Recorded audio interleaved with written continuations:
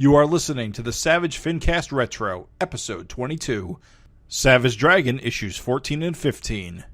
Chicago. A criminal mastermind called Overlord held our city in his terrifying grip.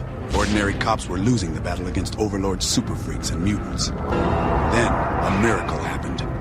When I found him, he had no memory of his past. I helped him find an identity and a life. Now we have a fighting chance. Now we have the dragon.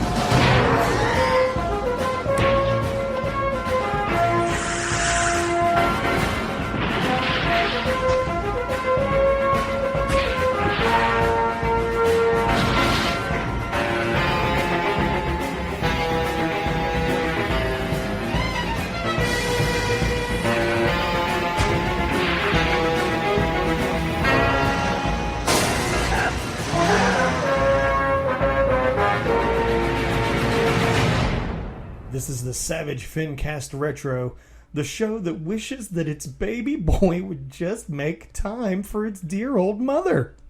I'm Raven Perez. I'm Jim Purcell. I'm Craig Olson. And you're listening to the Savage FINcast Retro, where we talk about the past issues of Savage Dragon, Freak Force, Savage Dragon related things. We take you back to the past to read the kick-ass comics that don't suck ass. That kind of worked, I guess. Yeah, you said ass twice. You rhymed ass with ass. That means you're a real rapper. By modern standards, that means I'm a great rapper. Yeah, and we've got a treat-a-rooney for you today. We're reading a little double, it's a little mini arc, Possessed, Savage Dragon 14 and 15. I'm excited. This is a pretty good arc, from my recollection. It is probably one of the more iconic Dragon moments of these early issues. Yeah. It is really cool to revisit it, especially since I forgot, like, a major thing happens right in the middle of this, which one of the coolest fights in the entire series. Yeah. What's funny is we'll get into it, but like, yeah, there's just parts where this is so old that I just completely forgot. So I'm reading this and I'm like, oh shit, this is awesome. I totally forgot about this. So yeah, man, pretty exciting stuff. Why don't we just go ahead and get into it? So the beginning of this issue 14 of Savage Dragon, I got confused because I couldn't remember if this had already happened before, and the answer to that question turned out to be yes. This is Frank as not Wally, Lurch has appeared before Overlord before and gotten his ass blasted away before, back at the end of issue 12. So that's a cool bit of an iteration. Yeah, it's a real cool story device. I think it's everyone when they read that for the first time was like, "What?" even Overlord. Yeah, which is awesome. And of course, the actual first page of this issue is a callback to issue. What was it? Is it 10? What was what was the Overlord fight issue? I thought it was 12. Might have been wrong. No, it's not. 12 is when the first return of Lurch. Okay. The actual. Nope, that's Jimbo. Clicking around. Nope, that's Super Patriot. This is what people come to us for. This is a good. Yeah. This is a high quality podcast. I really should have had a whole stack of comics in front of me instead of Okay, it was issue number 7. Thank you, everyone. Yeah. Splash issue. The first page of that issue has both Dragon and Frank coming up the elevator, in the black background with a bunch of red caption boxes. And in this one, Frank is in the same position, but Dragon is absent, which is again a nice bit of reiteration. Speaking of captions, there is a lot of them in these next couple issues. Very unique. You don't see this very much in Savage Dragon anymore, with getting inside of Dragon's head is that much. Yeah, Eric definitely got his McFarlane on in these ones. lots of narration. I mean, The other cool thing too is, you know, 2 new supervillains we haven't seen, Morgor and what's the other guy's name?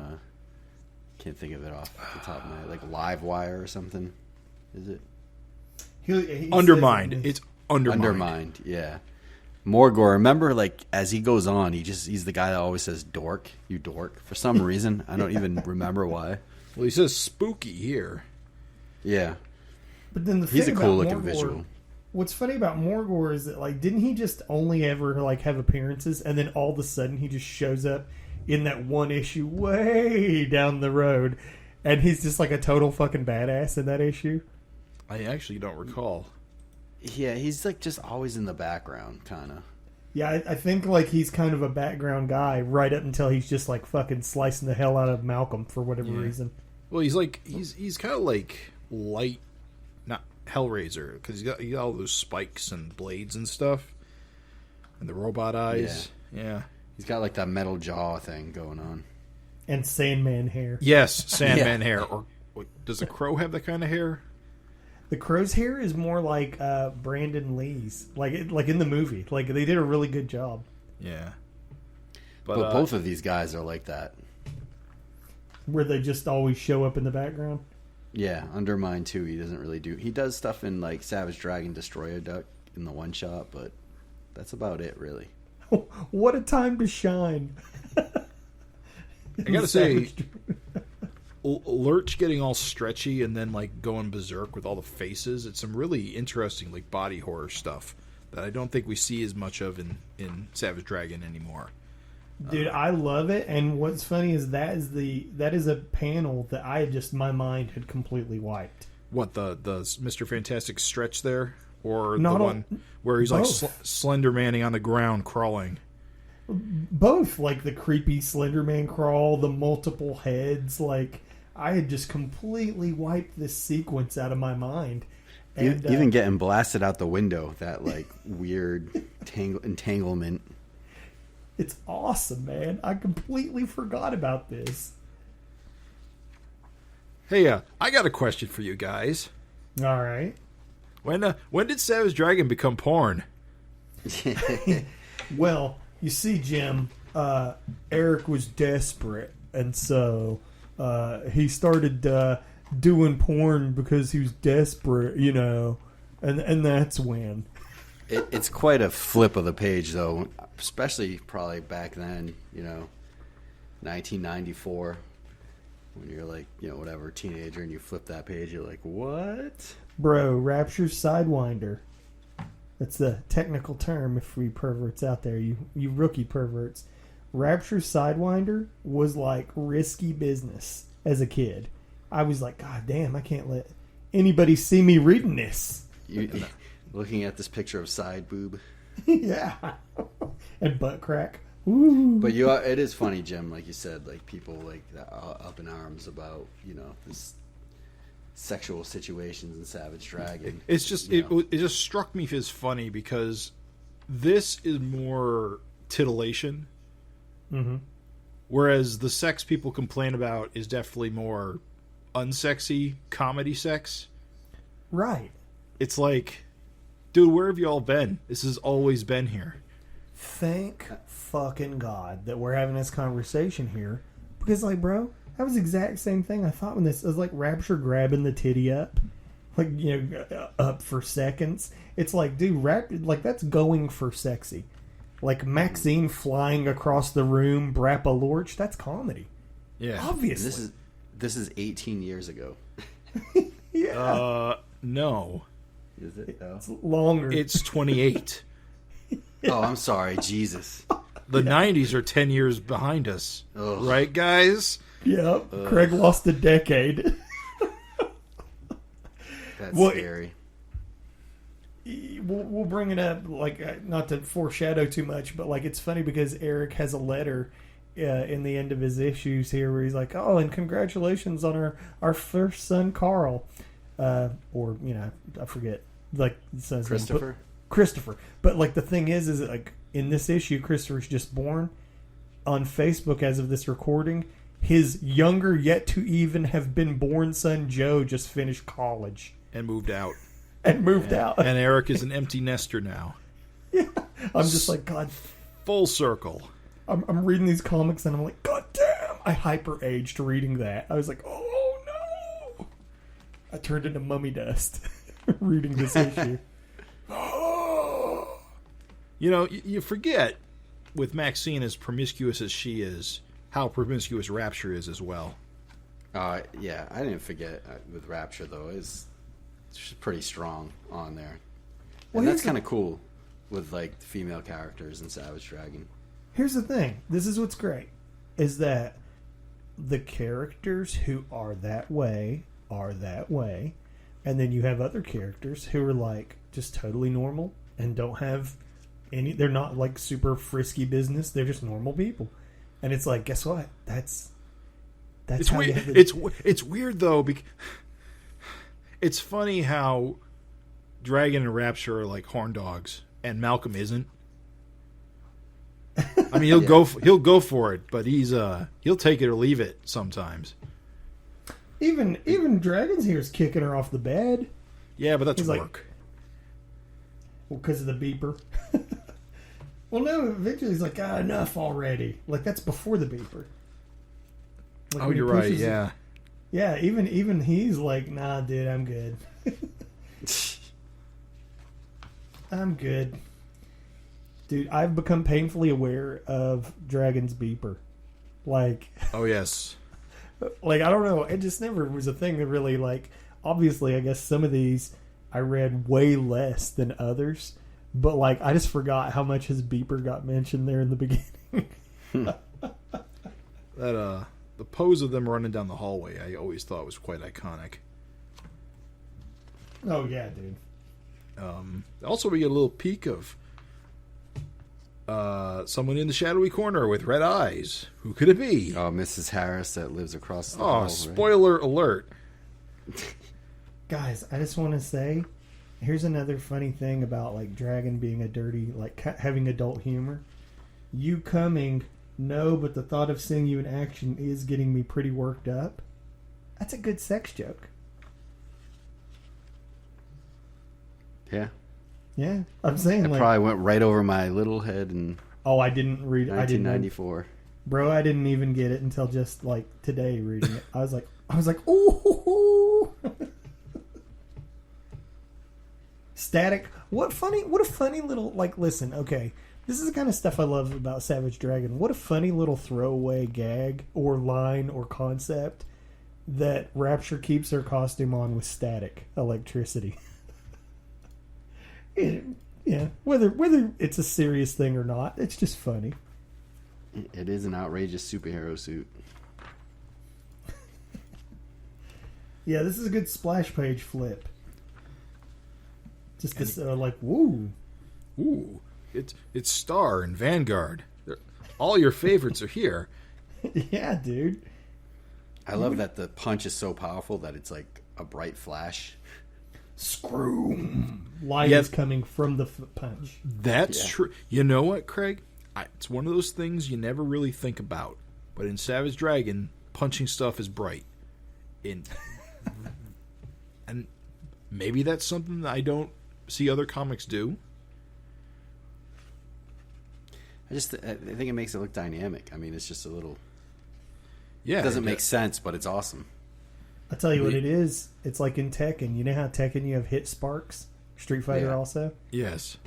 It's boom! You know, like the explosion comes off of it. It's just like a little shorthand for, I don't know, a visual medium, you know? What I like is the colorist has really leaned into that because, like, you can see through Dragon's glasses on the other page. That one kind of threw me off. I was like, oh, shit. Yeah, that's cool. Yeah. Because even by the bottom of the page, you can't. I think that's the only panel I've ever seen his eyes through the glasses. Yeah. I think so, too. I was really, like, thinking, I was like, huh. Have you ever seen... It looks odd, kind of. Those glasses just look odd, period. Yeah. Yeah. I'm not really sure what the deal with these glasses are because they turn up a lot early on. I don't know if it was a popular style, but I don't think it ever was. I don't think glasses with a crossbar across the top ever looked cool. Or round, just round glasses. Yeah. Unless you're John Lennon. He's a little Clark Kent. I will say it's probably used as a device here to tell the difference between him and the doppelganger. Right up until they get knocked off. Because once they get smashed off, then then Lurch gets the stars shot at him, so you can still tell the difference. Right. He must have put them on in the car. When they're running down the hallway, he doesn't have them on. And then, like, when they show up, he's like, "Oh, let me put on my distinct glasses, Justin." Good Lord! It's so he can, he can see when people are punching. So what you're saying is that this scene would have, in general, been better had Lurch turned into Dragon, pulled the glasses off of him, grabbed them both by the head, and mixed them up Shell Game style, and then Rapture and Star wouldn't have known who was the real Dragon. Sure. We'll go with that. I suppose this is the first Dragon versus Dragon fight. Yeah, I was thinking that too. I was like, okay, here it is. We joke about the evil twin. There's even the cover. It's come to this, evil twins, in like issue 99 or whatever. But dude, it came to that way back in 1993 or 94. Yeah, for about a page and a half. Then we get we get a little bit more of that body horror after Lurch gets zapped and suddenly he's got 3 different arms. Is that not fucking awesome? Yeah, it's pretty Again, cool. I had just forgotten that. I'd completely forgotten that. It's a cool visual. I love Dragon with all the stars. Yeah, Lurch Dragon with all the stars just poking out of his back. Good stuff, man. It's just funny, like that. OK does it. Like for some reason, this fight against Lurch, just this whole issue, just completely like wiped out of my memory or something. Because I feel like this panel, the OK does it panel, where he's just blasting Lurch, the mess of like body horror Lurch up into the foreground. I just feel like, shouldn't that be a more referenced panel by like Dragon fans? That's an awesome panel.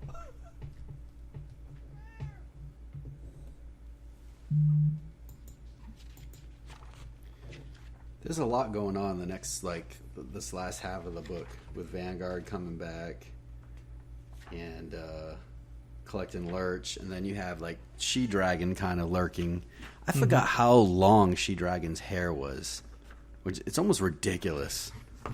Yep. Oh, do you guys not have the poster? Yeah, I the do. poster. It's like kind of the sneak peek of the upcoming Deadly Duo series. Yeah, Andy Smith, right. Ooh, wait a minute. Hold on. Maybe I don't. Let me flip through here. Oh, no. Someone got my poster. Someone took it out? I don't have one. Oh, well, no, dude. Is your issue a newsstand copy with a barcode? It's glossy. Huh, weird. I got. Yep. Uh-oh. There's an Andy Smith Kill Cat and Kid Avenger poster in there, and I guess this is his first appearance of Kid Avenger. Oh, I gotta write that down. I'm learning right here, dear listener. I'm learning in real time that my collection's a fraud. Get Savage Dragon 14 with poster. Holy cow! All right, cool. One more thing to get. Yeah, the other guy that shows up here is it Dale Fisher, Alex's boyfriend, who's kind of like the weirdest character. Yeah, he like shows up, he kind of lingers. I feel like Eric maybe got bored with him. He plays that bigger role back, after in the Savage world, but I forgot that he showed up so early in the series. Yeah, it is an interesting bit of continuity, especially based on like when I came into Savage Dragon, I got in during the Savage world, and what was he called? I think the problem was he got named two different things. He was either Demolisher or Demolition. Yeah, or something. Like Eric got the name wrong. It was Demolisher, but then it changed or something. But you're right. He shows up here, and he shows up a little bit. I guess just to have Alex be with somebody while Dragon's with Rapture. And then it's like he's super into Alex, but she still kind of is like, I think he's jealous of Dragon, right? Right. We'll get to that eventually, but it's just he's such a footnote, and yet he does tie into the whole situation where during the Savage World events of the Possession arc, of course he kills Alex, and then Dale gets pissed about it because Dale's around at the time. Yeah. So it is interesting to finally meet him. Like I said, I forgot he showed up so early because he's just a big blonde fireman. His introduction's so funny. Oh, I'm just gonna conduct CPR, bring this guy back to life. How you do? Yep, I'm a hero. Hey, I'm Dale. Let's get some coffee or something. Yeah, in case you didn't notice, I just saved that guy's life. You think that works? on a cop? We do get a nice nod of continuity here, where Rapture tells Dragon that she and Freak Force have got some secret government thing going on, which I believe ties directly into the events going on in Freak Force issues 8 and 9, with that little jaunt to South America, I think. The ants. Yeah. Yep. Gotta go fight some robot ants. See ya. It is an interesting way to get Freak Force out of the city for this upcoming arc. Yeah, like you said, that's kind of like a nice... I mean, remember that I haven't read Freak Force until we started doing these retros. So for me, this was always just a little like throwaway line. And I was like, okay, convenient. Freak Force isn't around. And then like, nah, they were doing something. Like, they had an adventure taking place in another country. Like, it's kind of cool. I love like the panels, like when that panel was talking about Rapture on the phone. She's got like her finger wrapped around the cord. Mm-hmm. It's funny to think like it's such a cool little like thing because it could just draw her just on the phone, but you know what I mean, just like a little nod. That's what people do when they talk on the phone, you know. But the other funny thing is, like, if I show my kids this panel, they wouldn't even really understand that. Remember, phones had cords. Yeah, and that cord is going to the wall, and it looks like a phone. Now it'd look like an old-fashioned phone to people. They would think your kids would think she was on one of those Playmobil play phones. Yeah, right. What is that? It's even red. Like, that's what's so funny. We stayed in a hotel last year, and we got a phone call from the lobby, or from another room, maybe. I forget. I think it was my in-laws from another room, and my daughter didn't know how to talk into the phone.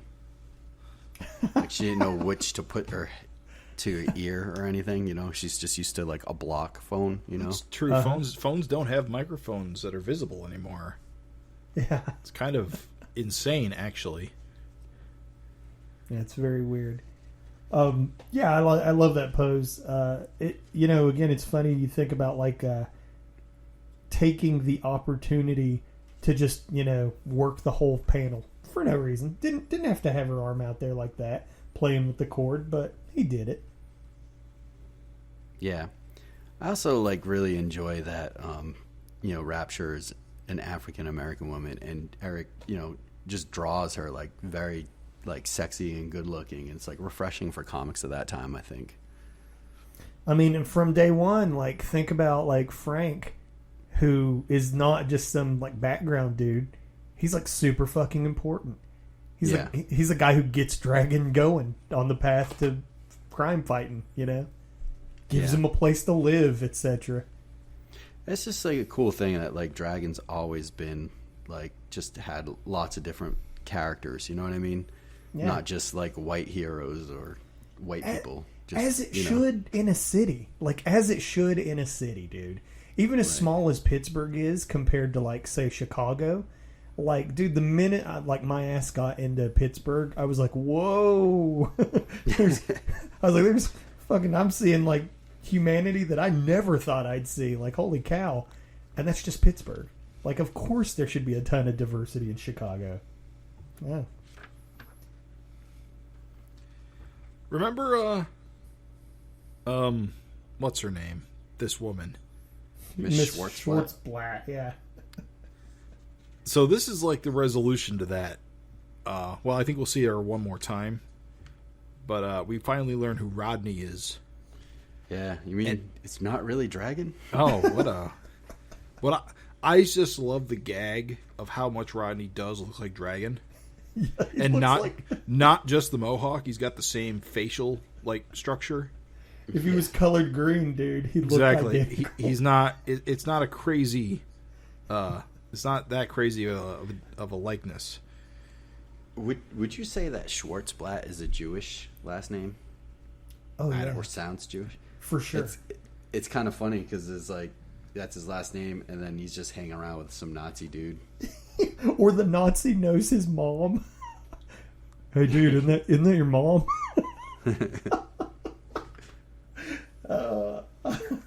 Sitting in that disgusting apartment. Fucking flies. Just flies around him. It's like, oh yeah, I didn't even notice that. Oh yeah, just beer cans everywhere.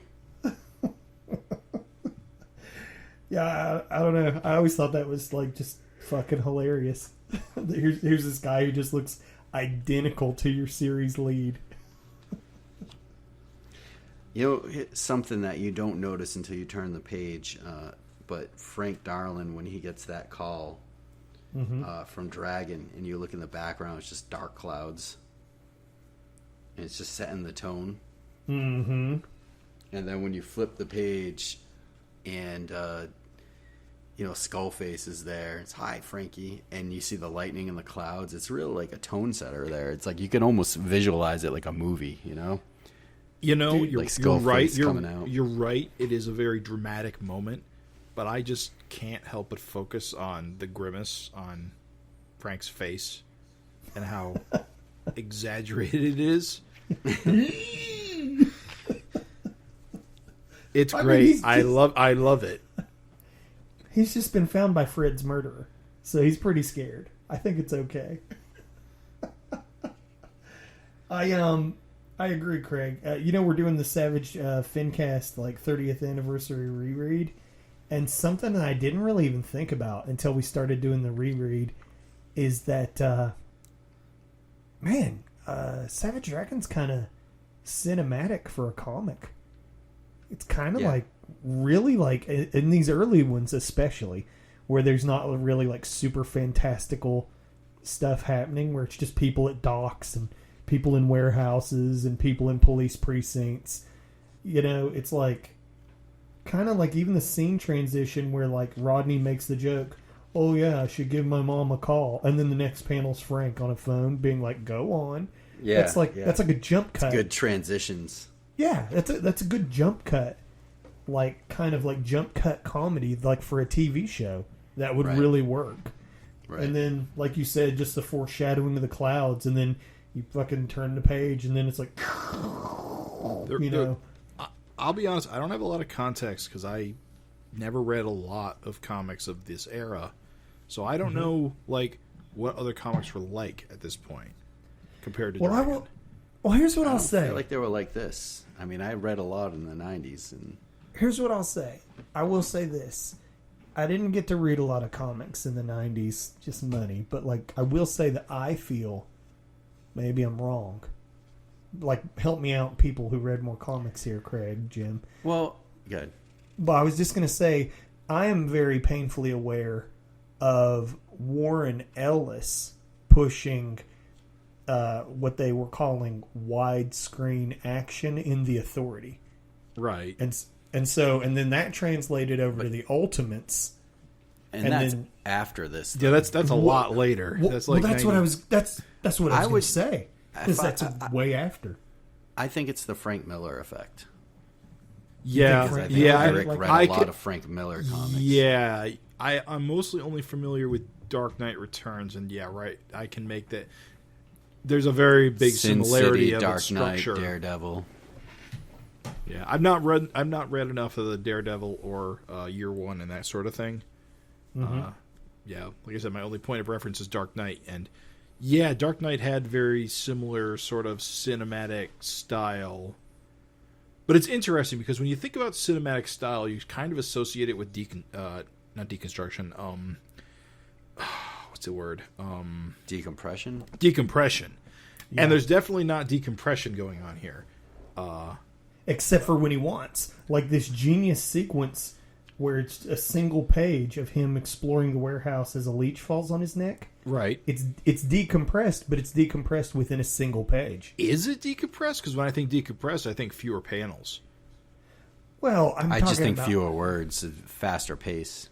Yeah, like kind of like Tom Scully's GoBots has a shit ton of panels, but like not a lot of words. And so like you might see a page with like 20 fucking panels on one page. See, weird, because when I see stuff like that, I think it's the opposite of decompression. It's compressed. Oh, well, sorry, the word escaped me. I had it. Well, anyway, it doesn't matter. I guess it's because I see more panels as the way the comic creator like causes your eye to slow the hell down, so you don't blast over a page like with a glance. It's words. Because I think it's word. I think like an Alan Moore book is full of compressed story. You know, like it's just too much. Or a Todd McFarlane. You know, I don't know. I don't think it was so much as panels as how much it is to read. I think words are really, for me anyway. But it's probably a combination, and I don't know. I will just say that I think that this is like a goddamn badass. Density was the word I was trying to think of. I see this as high density, with the number, not just number of panels, but also the actual sequence itself. Mm-hmm. Just in my mind, when I think decompression, I think of pages like a lot of double page spreads where not actually a lot is happening. Like you can have a decompressed book where you have like a lot of double page spreads with like no dialogue or minimal dialogue. Like I think Ultimates did that quite a bit. Where it would I know, like on this scene where it's like 16 panels, you could basically do 3 panels, have them kick down the door, walk in, look up or something, and the thing fall on them. You know, right? But it is amazing when you look at how he did the layout with like it is, it's almost like watching a movie because you're getting the different camera angles. You know, you're looking up at the rafters, from down on the floor, and then you're looking down on the floor from up in the rafters. I mean, it's just pretty cool. It's like, I don't know, you can just feel the motion. And what's cool about it is, even though it may not initially seem that he's directing your eye to where the action is, it totally is, because every panel is directing you further up to where the leech is. But yeah, and then it drops down. It's the tone, too, because you don't know what's happening here. At this point, we don't know a leech is going to fall on him. You know, we know something's lurking. Is he going to run into octopus or whatever? And so, like, just by your eyes scanning around, you're seeing him walk down this weird empty hall. You're seeing, like, again, up in the rafters, is there something up there? Is there something down there looking at him? Because now the view is looking down on him. Like, what is going on? And then you see the thing fall, It's just neat. Do you think Eric was a fan of Night of the Creeps? Is that the one with the stuff in the yogurt or whatever? No, that's the stuff. It's the stuff. The stuff. Right. Yeah. Night of the Creeps was, I think. Is it like those worms. Slugs, yeah. Like brain controlling slugs. Well, I think I don't know. Later there was a movie called Slither, which was the similar thing. Yeah, Slither was like leaned into it. What's funny is Night of the Creeps, it seems like zombies, but it's like brain slugs. Yeah. But like Slither had slugs like right on the cover. Night of the Creeps is 1986. I'm just saying. Do you think he liked it? Do you think he was a fan? I'll be honest, I don't know what Eric's movie tastes like, if he watches horror films or not. He does. He's one of he was like, oh, my favorite movies is like, I forget the name of it, some 70s horror movie with kind of like fish people in Fish People. What? Yeah, it's a really bad D movie. What? We'll ask him. Yeah, it's funny. I Because know I he wouldn't have hates- expected it. I know he hates Last Starfighter. Like, he talks about it all the time. Like, back when he had a Twitter, it'd just be a random, like, Tuesday, and he'd be like, you know what, I fucking hate Last Starfighter. Never will like it. And I'm like, what? To be fair, I've also never cared for Last Starfighter. You just racist against aliens. No, just Last Starfighter. I'm surprised they haven't remade that movie yet. They're trying. I'm sure they are. Jesus Christ. Yeah. The thing is it was a movie that was ahead of its time because it's about trailer trash playing a video game, and he accidentally is auditioning to save the universe. I'm sorry, that's good. But back to the Savage Dragon. Disagree to agree. So back to the worm thing. While I don't know what horror films may have inspired it, I do know it's inspired heavily by the Captain Marvel villain, Mr. Mind, who is also a mind-controlling worm. Yes, and I will say that I absolutely love how, like, if he's not a horror fan, brother, he's got it. Like, this is horror. This sequence of him going in the warehouse and getting possessed is horror. Like, perfect. It kind of makes you be like, dude, I wish Eric had time. I know he doesn't, but, like, I wish Eric had time to do a one-shot horror comic. Just to see. So the movie I was thinking of that he said he liked was Humanoids from the Deep, which is a super cheesy 1980s horror movie.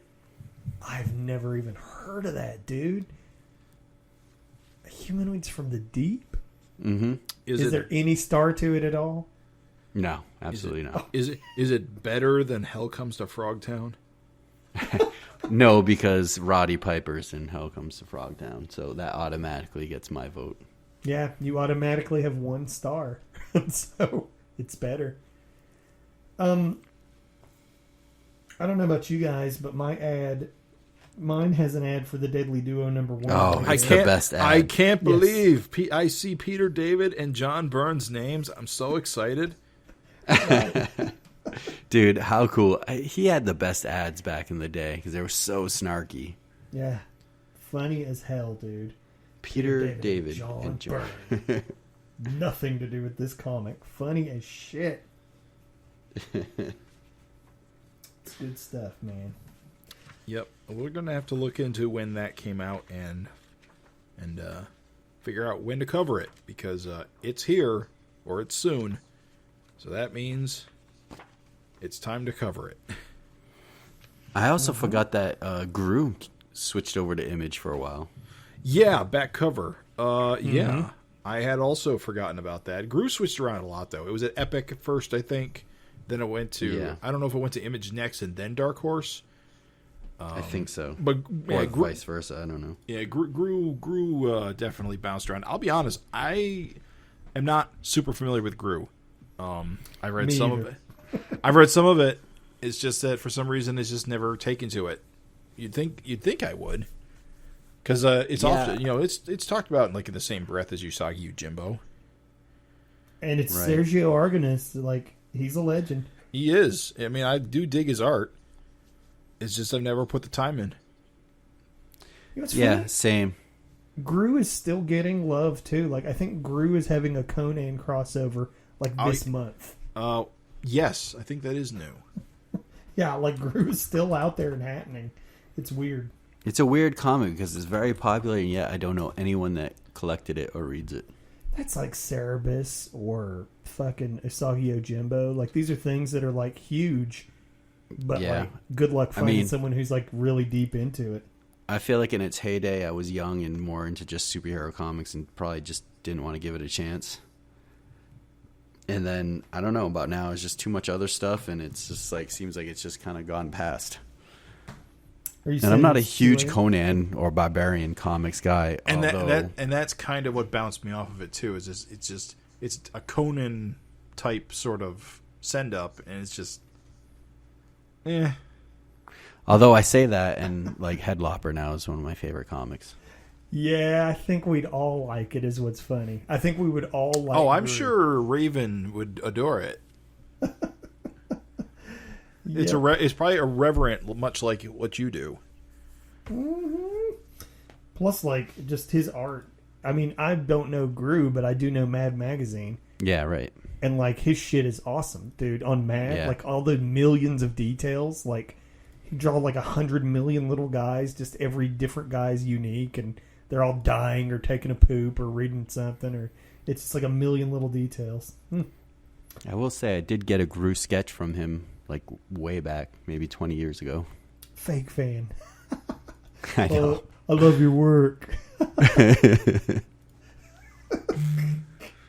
Can you draw Wolverine for me? I don't have much to report from the letters columns, guys. Of note is just that Christopher Richard Larson was born August 22nd, 1994, weighing 8 pounds 4 ounces. So, you'll be happy to know that happened. Eric reproduced. I wonder how much he weighs now. Do you really? No. I'm going to guess 154 pounds. And no I'm ounces. not going to guess. I feel bad. I wish that I had dug into these. The Peter David thing has started to boil up. And there's a little bit of that in here. It begins. Yeah. That, like, you can see, like, Peter David is mentioned in multiple letters by multiple people. But, like, hey, man, I just... none of these really stood out to me like crazy. Do the responses about Peter David get longer and longer until that final issue where it's like 3 pages of ranting about Peter David? Yeah, he's like, all right, let's do this. It's just, like, dedicated. But, yeah, no, just, sorry. Not too much to report from here. I guess moving right along on to Savage Dragon 15. Now, this is where things pop off. Yeah. Well, it's a very interesting issue. It feels weird, is what I'm saying, with all the narration and introductions. The narration, the introduction, this almost feels like a first issue sort of issue. I think that's what it is. I think, we're into a year plus, and it's like, hey, new readers, let me catch you up on all these guys, all the players. Because at this point, there's so many players in the book. Right. And we're only on issue 15. It's becoming, it's getting to that point, like Eric said in the past, where it's like the other characters end up taking on a lot of the pages out of the book. You only have 20-something pages, and you're getting down to Dragon only being on 5 or 6 of them or something. Yeah, like what was this quote? I think he said Dragon feels like a guest star in his own book. I mean... yeah, but I can't really argue with the fact that the book is made better by having a large expanded cast. I totally agree. And it's not because Dragon's a bad character. It's just that Dragon's your star. He's your hero. But Dragon's not super interesting as a person. He's a good guy. He's kind of a dick and an asshole. But he's not interesting. He doesn't he's not a character I want to know more about his hobbies or stuff. So surrounding him with disagree a little bit. Surrounding him with more interesting people is just better idea in my opinion. I disagree a little. I think I find Dragon interesting because he's kind of an asshole and he's snarky, and I've always found that fun about the character, especially in the issues where he joins, SOS, and he just kind of makes fun of everybody and just kind of puts down costume superheroes. But that only works when he's surrounded by people. Yeah, but then he's also got the womanizer aspect, and I don't know. I like his personality, cracks me up. Just the smart ass guy. But I do agree though that having a bunch of other characters also mixes it up and makes it really interesting and makes Dragon a better character to play off of. Before we move past this, 2 things I just gotta say about this opening thing here. I like when Eric gets a chance to do stuff a little weird and artsy, and I think kind of this pose of Freak Force, where Rapture's sitting on the actual literal panel border, with just Overlord on one panel and Skullface on the other, is awesome. It's an awesome layout. I think that Skullface is the scariest he's ever looked. And he's got that one panel. Remember when his eye gets when he gets the eye smashed or whatever? But yeah, whatever. I don't remember. Is that in the future? We'll see. That's next issue probably. Okay. And then the last thing I'm going to say, and it's kind of funny because like it'll come up more when we do our Freak Force in a following episode, but like Mighty Man's head just being completely hidden by the cape is a funny visual that looks weird, and it only looks weirder when there's more and more and more of that. Anyway, foreshadowing for a future FinCast. The weird thing is the Wicked Worm with like the weird like cosmic energy coming off of it. Because and what's so funny is it's like obviously we know that's mind control juice. Yeah. Is that mind control juice? I think it's pretty consistent that mind control is purple in Savage Dragon. I'd have to go check some Brainy Ape scenes, but I think that's consistent. Sounds good to me. Yeah, I'll just go with it. I think it looks cool though. It really ties that layout together. How like I don't know. I don't remember ever like seeing this font kind of bugged me out after not reading this issue for a long time. I was like, oh, that's like, is that dragon font? Yeah, that's what it looks like in his head. You're right though. It is different than somewhat different from the dialogue font. You know what I wonder? In the miniseries, he meets Spawn, and then the other time where the font kind of looks like this is when Hellraiser holds up the little kid, and he's like, "Please, Mr. Dragon, you wouldn't kill me," and it looks like this same font, like it looks like the exact same font. I'm scrolling right now because that "Please, Mr. Dragon, you wouldn't kill me" here it is. Oh, it looks so similar. It's not. I think Spawn talks in this font. Which is kind of funny with all these narration boxes. You know? Here's the thing is reading this, so it had a lot of this like introductory stuff, which from issue to issue feels funny. But also too, it was kind of cool in a way. I don't know, maybe this is just me. But it kind of felt like Dragon being trapped in his own body and disassociated from what was really going on. Yeah, that's how I took it. So it kind of worked. Like, it was kind of like, yeah, it's a lot of like, hey, this is Howard Niceman. He's not nice. But like, also too, it's like he's disassociating. You know, he's there, but he's also like kind of like disassociating. So did Dragon kill that cop with that punch? Yeah. I think the black splatter implies that. Yes, of course. If that didn't kill him, blowing up the entire shack in one punch probably did. Is that not the most powerful we've ever Fucking hell! Just explodes a warehouse with a punch. It's just the way it was a rickety warehouse. Come on. How great is that sound effect with the different color? Yeah, framing and all the pieces of wood falling in the water, and you could just hear it in your head, like the splashdown. Doom. That's good, dude. It's awesome. Yeah, it's fucking great. It's weird great. Panels too. Like, look at the panel next to the raindrop panel. Yeah, it's just like debris. The water. Just the water surface. Yeah, you got debris, then you got like the water rain. from. Yeah, and then just still water. It's just a neat sequence and kind of cool little, I don't know, little artistic. He trundles into the city. It's a good word, trundle. Trundle. Y'all, Captain Stewart, I had just forgot that our boy Captain Stewart was in these early issues. Well, here's the stupid thing. This is a different Captain Stewart. This is a different Captain Stewart with a different mustache. There are two Captain Stewarts and two mustaches. Hey, man, mustaches are popular, and Stewart is a popular last name. I hear this guy as Mr. Mayor from Powerpuff Girls when he talks.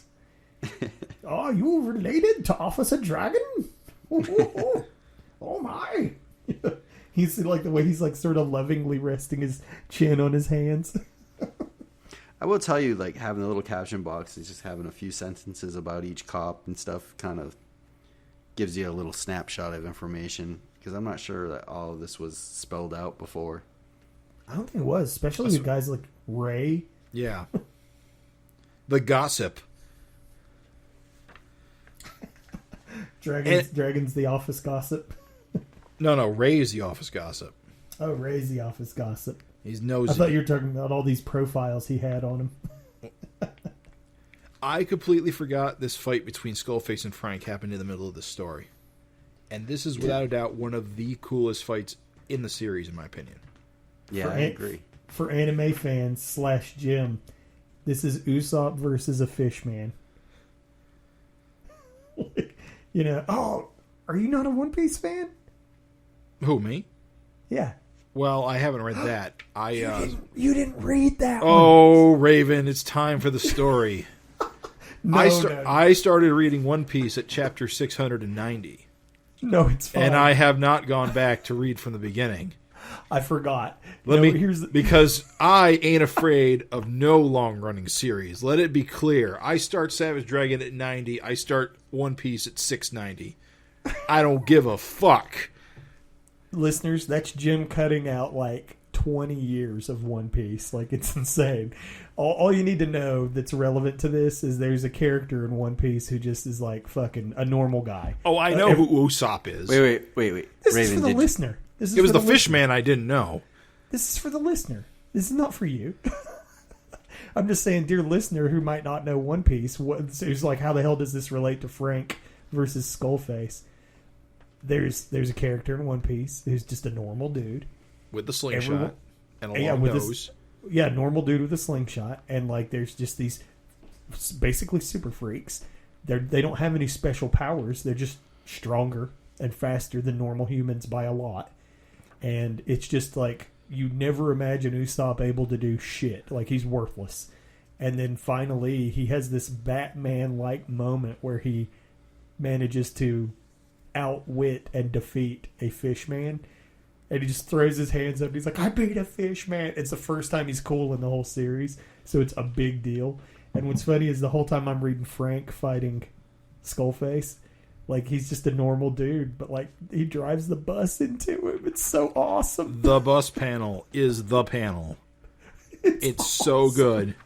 Yeah. Hey, where'd Frank go? Well, it almost reminds me of, like, remember, like, Predator Part 2? Where it's just like, you gotta outsmart, like, the superpowered creature. You know what I mean? Right. Yeah, that's exactly it. It's awesome. I mean, this fight is So you awesome. just set little traps. This fight is awesome. Have we seen our Richard Richards yet? Demanding pictures of Dragon. I feel like he had to have showed up before this. I don't recall him being as prominent at the very least. Listeners, this is their least favorite thing that we do. What, not being prepared when we have this Wikipedia right here? No, where we wonder aloud. Musings. Because they're sitting there knowing the answer, and we're like, huh. Oh, they don't know the answer. Well, one guy knows the answer. Gavin. All right, so he has appeared. Yeah, 6 and 8, right? And apparently he was in 10. 10. He had a more prominent role, I guess. As I look at this issue, there's a lot of cool things going on that are kind of feel weird compared to like modern Dragon and like what Eric would do. But like the use of tones, like Zippo tones, like yeah, he uses them now. But like, look at R.R. Richards' tie. That is what I call burlap. Yeah. He's wearing like a burlap sack tie. I gotta say, it's funny. Eric Clapton, I've always thought looked a lot like Peter Parker, which I suppose might be intentional. So it's fun. So he's funny that he's in this scene. Well, because we don't know yet that he's not Star, right? So it's correct. Like the Spider-Man analog. He keeps disappearing. How mysterious. I know. Peter's scared of Star. Oh, man. Everyone just gets their ass kicked by Dragon, and that's the way it should be. Yeah, slug-powered Dragon is like 1,000,000 times more effective than real Dragon. Is he? I mean, look at him. He's kicking all this goddamn ass, dude. I feel like real Dragon would be a lot more deadly, I guess. I don't know. I get the sense that Slug Dragon, at the very least, isn't as... That's what I'm looking for. He's like... He would have killed them all faster if he wasn't possessed, I guess. Or more efficiently. I'm not talking about, like, versus Kerr. But I'm talking about, like, regular Dragon. Like, Kerr would have killed them all quicker. But, like, I'm talking about regular Dragon versus Slug Dragon. I just think he's just... Like with She-Dragon, he pops her, like, pretty hard. Mm-hmm. But it's like, it's not a really, like, a tactical punch. She just opened herself up really easy. Because she's terrible at this. Because she's terrible. Speaking of open herself up, how about that panel? Where she's jumping over Dragon's arm.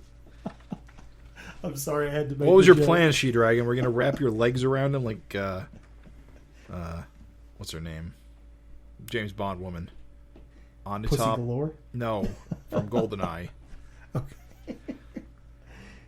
No, it is funny because, like, she's trying to, like, I don't know, leap over him or something, and he just fucking decks her in the next panel. Did, when I read the Phil Dirt caption, I just was like, oh, such a, I guess, a relic of its time, but it just reads so gross. In a way. I don't know. He only acts up to, like, fuck with the bigot. Like, that's kind of cool. It just seems weird to call it out now. He's closeted. I mean, hey, we have closeted gays now. Not everybody can be. But he's not closeted. I mean, he's not. That's what Dragon's saying. Like, feels like he needs to, like, incorporate that into the description of the guy's personality. Keeps his personal life to himself. Guys, he doesn't just punch Amy. He punches her so hard a building collapses. Like, this is why I feel like Slug Dragon is like unlocking curb level power or something. You just don't see Dragon punch buildings down and explode warehouses. Well, he is a public servant. Oh, well, there you go. You're actually correct. Never mind. I'm a dumbass. That makes perfect sense. I gotta say, panel. I got confused because I didn't remember that Bull McCartney was not Howard Neesman. That they are, in fact, two different people. They don't feel like two different people. They sure don't. I forgot. No, but Bull is not, like... a bigot. He's not a bigot. He's just an asshole. He's like the head of the SWAT team. But he plays, like, a big role. Was it in issue 7? Yeah, it was his SWAT Not team that got fucking nuked. Gets nuked. And he wants... I think he's the one who wants Dragon arrested for getting all his men killed. Right. Then there's Neesman, who gets a full-page fucking shot in his giant mouth. Kill him, kill the bastard. I love, like, the caption when Dragon's talking about him. He's like, although he's mellowed out a little since we first met. You know, he's only he's slightly just yelling, kill the bastard. I think that's the joke. That's the joke. Yeah, dude, this Frank and Skullface fight is fucking awesome. Like, just bursting up through the bus. It's so good. I almost said like Ghost Dad. Would you guys have gotten that reference? Kind of. Yes, I had seen Ghost Dad quite a few times when I was younger. I don't remember the bus scene specifically, though. That's a terrible reference. Yeah, he's just Dragon's just beating the shit out of his coworkers. You know, I think Rita is seriously gets her power levels increased in later issues, if you know what I mean.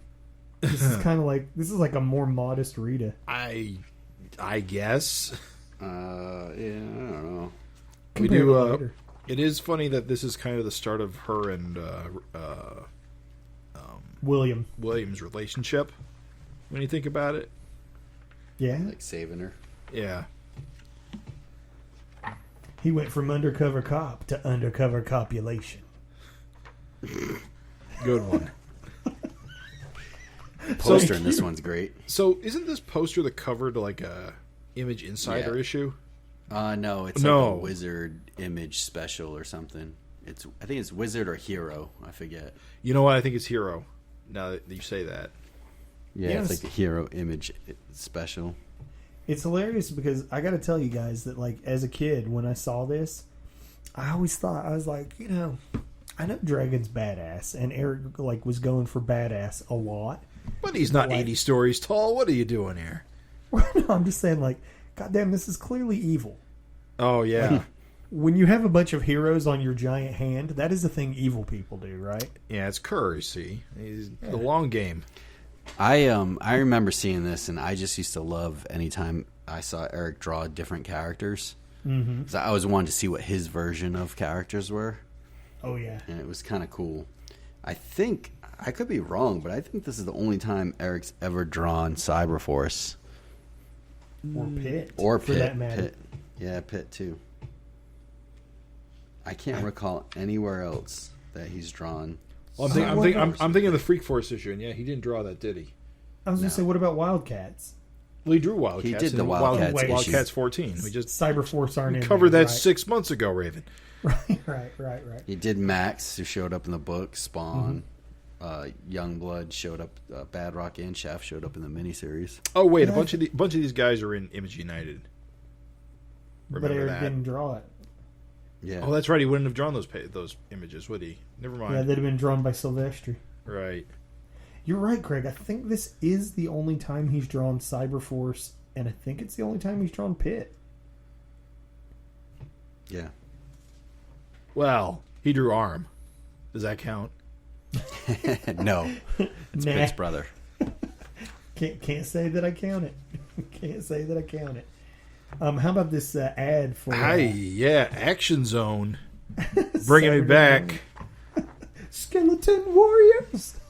Skeleton. Is that what Warriors. that first picture is? Yes. Skeleton Warriors. The CBS Action Zone. So I watched all of these, I believe, because I watched a lot of CBS cartoons. Because Ninja Turtles was on it. So you're telling us you got blasted? I did. I totally got blasted by Wildcats. Jim Lee blasted you? It's okay. So here's a stupid thing. I saw some of the Dragon cartoon when I was a kid, and for some reason, I think it's because Wildcats was on CBS. I associated Savage Dragon cartoon with CBS, even though it was on USA. USA, baby. So I find it funny that they're advertising the Action Zone here, when in very soon, Savage Dragon is going to be on USA. Well, it's probably just Image. Yeah, I mean it's Wildcats, so that's probably the link there. Yeah. I was a senior in high school at this point. I was maybe not quite a freshman. What was this? This was 19. What year was this? 1994. 94.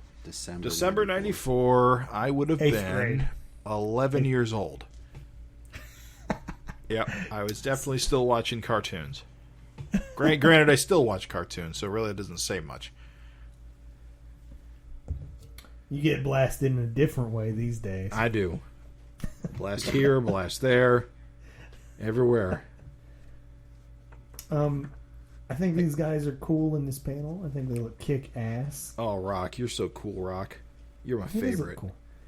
And you see Rock doing the same thing Rapture's doing, where he's breaking the panel border. Oh, you're right. Again, that's- not a thing you see a ton. I don't think he does that at all anymore. This is also before. I don't know where Feasel comes from, but he's not here. Yeah, I don't see Feasel. He's not introduced by Dragon either. We do finally see what Beast Boy's all about. Beast Boy, who is an awesome visual and yet somehow a joke. Yep.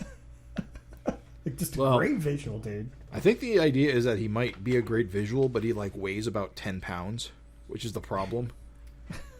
Get his little face. So weird and gross. That's what I like about it. It's just like all small. I will say this. Mm-hmm. Putting the splash of Dragon, like having beat them all up, on a right hand page, probably wasn't ideal. Although Why probably, so? well, it seems like a thing you want to turn the page to. Yeah, and be like, oh, he took care of them. Oh wow, that was quick. Here's the thing: it's double page spread. Like you're seeing Frank, like getting just fucking blasted through a pane of glass. By the way, love to use it anytime you can. Defenestrated. He's getting defenestrated, and then fucking like kind of to me it works because your brain takes in both pages. It's like you flip it and it's like, oh shit, Frank. Oh fuck. Oh yeah. I guess you could see it as like everything's gone wrong. I also thought I was gonna flip the page and see Beast Boy like flying through the air, but I guess that was in a issue, right? Yeah, I would thought the same thing too. That is actually a much later event. I can't remember who hits him either. I don't think it's Dragon, but that is a vascular dragon. Raven with the words today, man. He's also he's oddly calm, considering he's been all feral earlier. It's because he knows he's got no challengers. I feel bad for Rock and Shrew getting jobbed out like this. Big time, dude. They got the one panel Inferno defeat. Fucking flip the page and they lose. Can you guys help me out? I don't quite understand what Dragon's doing with the sequence behind Alex's legs. Is he grabbing the bullet? Like, what's happening here? I thought she was just shooting his shoulder and it was like showing no damage. Mm-hmm. But now that you mention it, his hand is there. Maybe he's just like slightly rubbing himself to show. That's like what he's, I thought. like but I don't like know. white. I don't know. I could have swore it was just she shot him in the shoulder and it did no damage, which is why she says crap. I guess his hand kind of ruins the effect for me. It's like, what's his hand doing there? You know? Exactly. But I do think that's what Eric's conveying, because like exactly where she shoots him, there's a big hole with just clean flesh, and so it's like, well, didn't do shit. I don't ever understand. Like, bullets don't penetrate him, but Dart can like shoot stars from his like little glove shooter. Oh, Craig, I've been over this many times about the vulnerability of sharp objects and super tough characters. It's Kevlar vest. It looks good, I suppose, is the answer. He literally wrote in a letter. He said his toughness is like a Kevlar vest. It can block a bullet, but if a sharp knife is pressed into it, it will pierce right through. Mm. And so that's the Kevlar vest logic that defines Dragon's vulnerability. You shoot him and he's fine. You shoot little stars, ninja stars at him, they're going to just stab right in. When you think about it, Star is a weird character. Yeah, he is.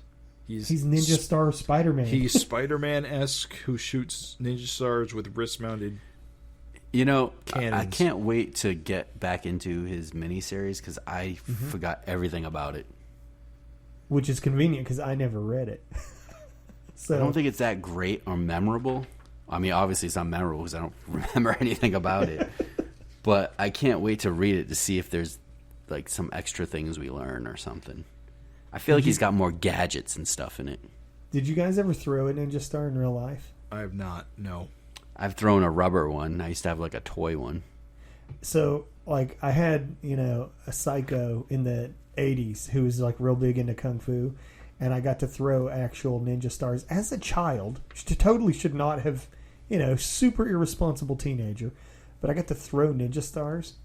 And it is one of the most exhilarating and badass things to throw this little metal disc that'll stab in a wall or a pumpkin or a tree or whatever. And it kind of makes the fact that Star chooses to shoot them out of like wrist guns. Hey man, I'm just saying you got to throw those Ninja Stars. So good. Did they make a thok, thok, thok sound? They do. It's good. It's a really good thing. Or thack, thack, thack. Thack, thack, thack, thack. Fuck, duck, duck, thack, thack, thack, thack. They do not say splaboosh. Splaboosh. Welcome to the French show, splaboosh. Suck on this, skull face. It's just water. It's like, suck a water hose. Kind of a cool tangent that you wouldn't necessarily... I know it's not intentional, but the hose from Frank connects with Rebel on the opposing page. That kind of makes it look like the hose is like coiling back around. I know. It's just the little things. I'm sorry. It's the little things. Should be a song.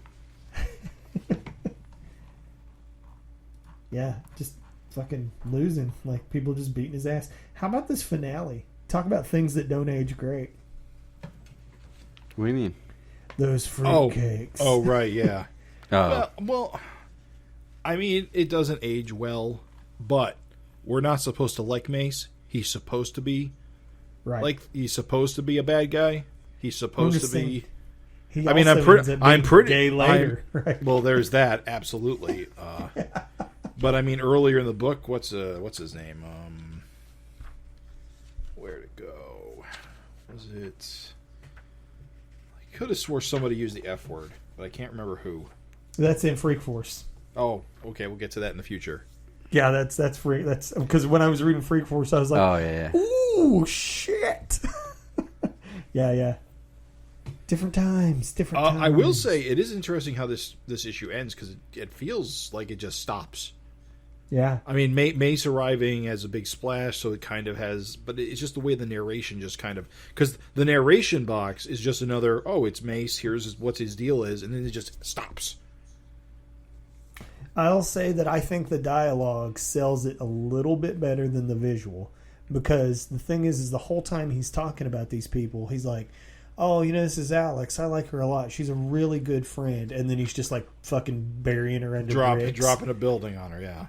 Right. And then you get to like Star here, or Mace here, and he's like, I'd really love to take down that son of a bitch. And it's like, you're kind of thinking to myself, oh shit, like, is he going to kill Mace? Yeah, you're That's right. how I took it. It does in that, you're right. That detachment that you've been talking about this whole issue coming into play. Yeah, that makes sense. It breaks right here. He's like, I'd love to take down this son of a bitch. And so him and the Slug are like lined up mentally. And so I kind of like, the way I took it is kind of like, oh shit, well, Mace is in for like some real danger. You know what I mean? Because if you think about it, here's the setup. This is the setup here. So Mace took down the Shrew when the Shrew was controlled by a Slug. Right. So for Mace to show up to take on Dragon, you're thinking, oh, well, this is how Dragon will get defeated and get the Slug off his neck, right?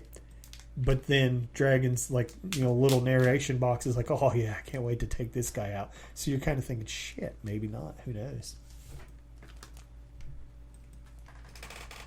Well, I think that's it. Well, hold on a second. I got ahead of myself. We got some ads in the bag. So I had to do a quick check because I wanted to check and see if this Shadowhawk Vampirella crossover actually happened. And I did a check, and it did, in fact, come out. So that's real. Oh, okay, cool. Yeah. Harris Comics, who I guess... It's kind of a... Harris Comics... Wait, who is Harris Comics? Vampirella, pretty much. Yeah, Evil Ernie, right? Okay. That's where Evil Ernie came from Harris, before going to Chaos? I'm pretty sure. Before Chaos. And Lady Death, right? Yeah, Evil Ernie and Lady Death are both from Brian Pulido. So, yeah. I think you're correct.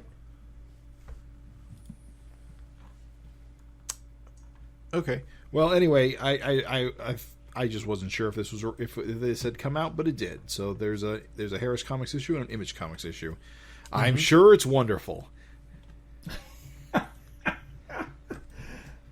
Yeah.